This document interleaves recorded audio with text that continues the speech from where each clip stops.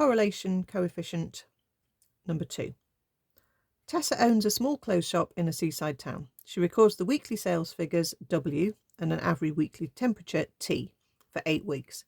The product moment correlation coefficient for this data is negative 0.915. Stating your hypothesis clearly and using a 5% significance level, test whether or not the correlation is negative. Okay, so H0, rho for our overall correlation coefficient is 0, always. Okay, you start off with default, no correlation. H1, all you do is change the symbol. Okay, now we're testing for a negative correlation here. Okay, so we can use rho is less than 0, and that means we are again dealing with a one-tailed test. The difference between the one-tailed and two-tailed in this type of test is literally just the column you look at. So it doesn't make any difference. You don't have to remember to double anything or things like that, not like the normal distribution. So we've got one-tail test, 5%, N is 8. It tells us she did 8 weeks. So N is 8, and we can find our critical value. So our test statistic is our value. I normally write that one first. That's negative 0.915. And then the critical value that we look up in the stats table, we're doing a one-tail 5%, down to N is 8. So we've got 0.6215. Now, because we're comparing it to a negative test statistic, we're just going to stick a minus sign in front of our critical value. Okay, you don't want to compare a negative with a positive.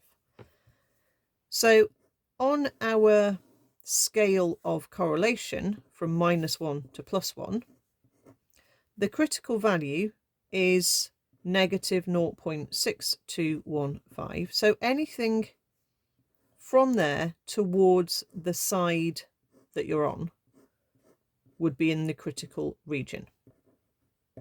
Okay, and our test statistic is well into the critical region. It's negative 0.915. So we're in the critical region, so we can reject H0.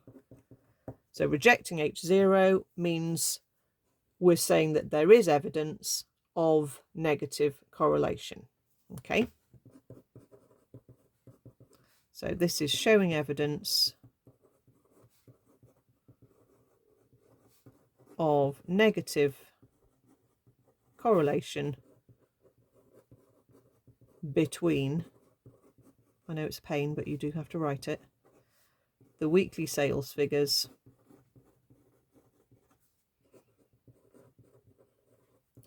and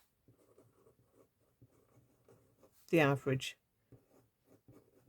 weekly temperature. Okay, there's our hypothesis test. The question carries on. Suggest a possible reason for this correlation. Okay, well, if the temperature is going up and the weekly sales figures are going down, it could be that when the temperature is rising, people aren't thinking about shopping. Okay, they might be going to the beach. They might be spending all their time on the beach because it does say it's a seaside town. Okay, and they're not going in the shops. So as long as you put something sensible down, they should be fine giving you a mark here. So I'll just say that hotter weather temperatures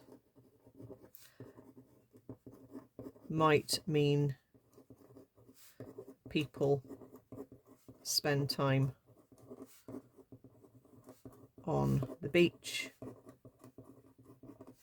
not in the shops. I haven't really got room to write much more, but I would probably say because the negative correlation shows as the hot weather or the hot temperatures go up, the takings in the shop go down.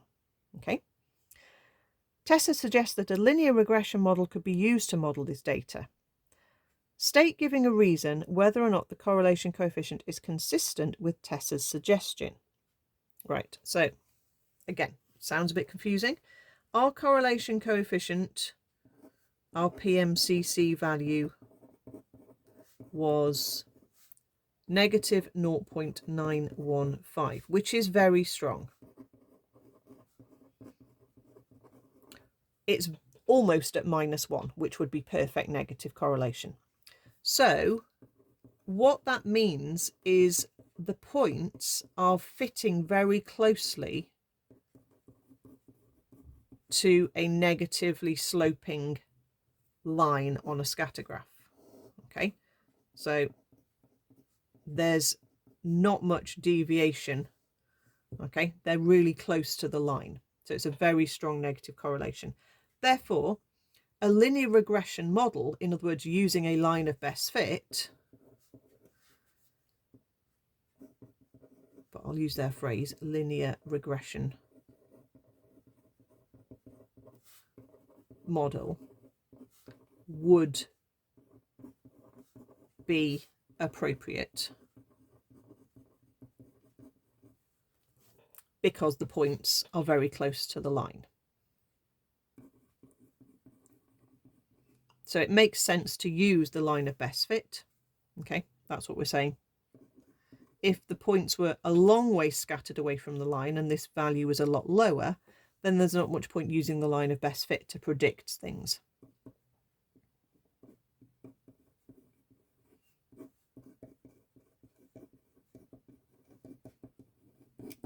State giving a reason which variable would be the explanatory variable. That's the x-axis variable.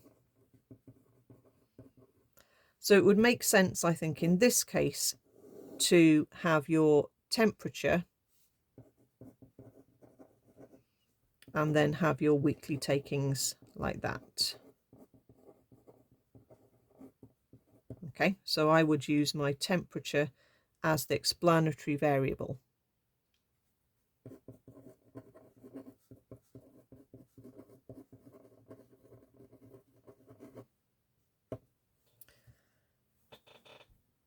Tessa calculated the linear regression equation as W equals 10,755 minus 171t.